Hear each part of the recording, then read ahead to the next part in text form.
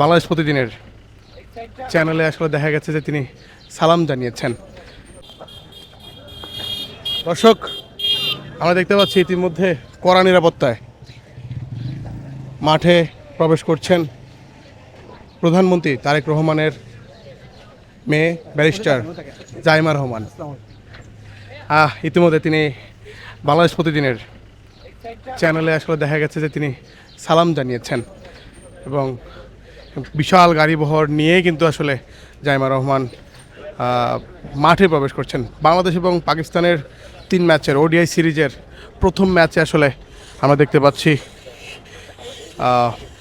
বাংলাদেশের সেই ম্যাচ দেখতে তারা মাঠে প্রবেশ করেছেন এবং গাড়ি বহন নিয়েই কিন্তু আসলে তারা মাঠে এসেছেন।